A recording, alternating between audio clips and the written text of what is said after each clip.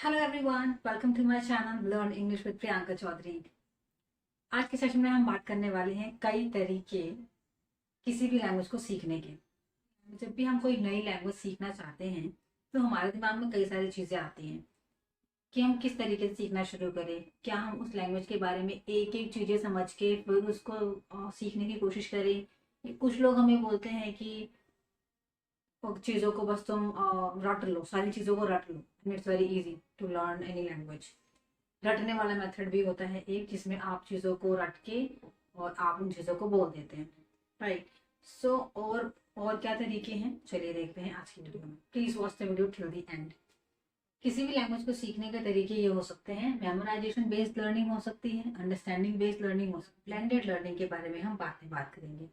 So let's talk about memorisation based learning first.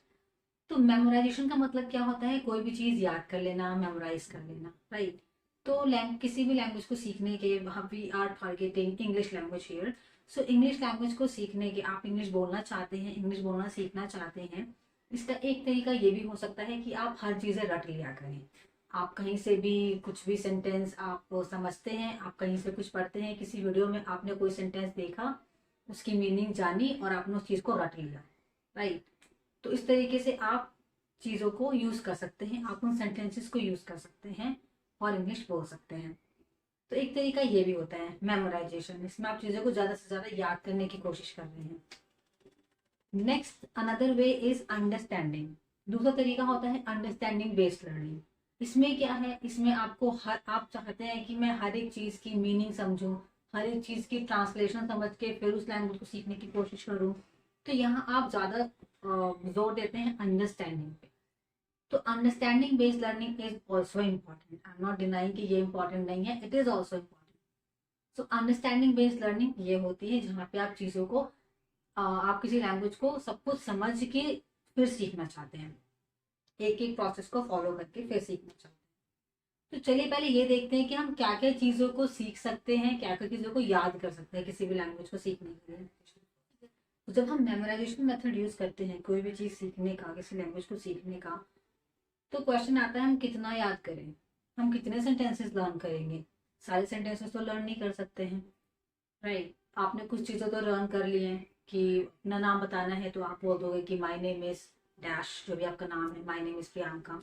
आपने फिर कुछ और चीज़ें रट ली कि माय हॉबीज आर डैश। तो आप कितनी चीज़ें रटोगे? आपने अपने बारे में तो चीज़ें रट ली, अब किसी और के बारे में बोलना पड़ा तो क्या करेंगे? तो जब बात आती है मेमोराइजेशन की, तो वहां पे आप सब कुछ नहीं मेमोराइज कर सकते, सब कुछ नहीं रट सकते। पर हम मेमोराइजेशन बेस्ड लर्निंग को अवॉइड भी नहीं कर सकते हैं।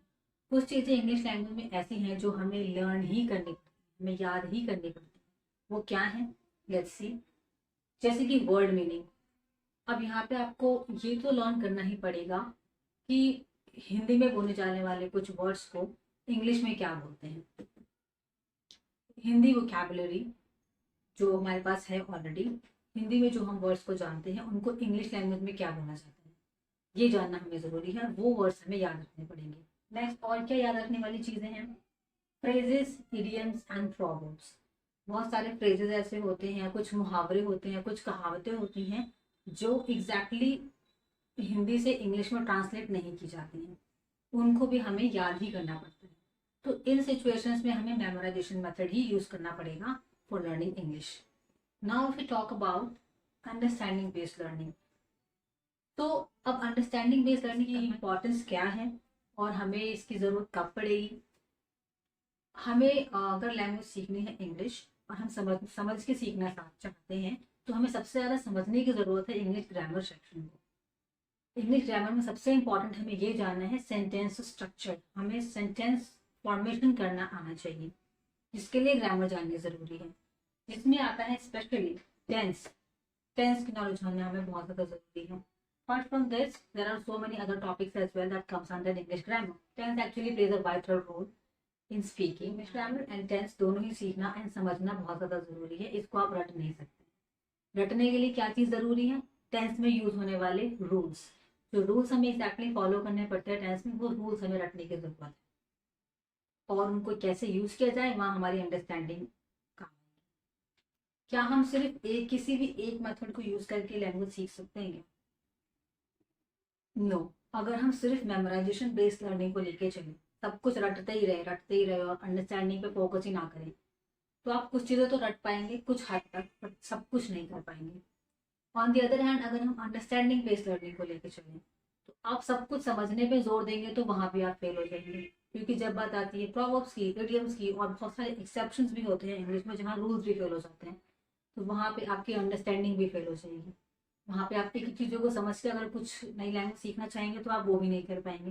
Then you will be completely puzzled. तो यहाँ पे अब थर्ड वे काम आता है, वो है ब्लेंडेड लर्निंग।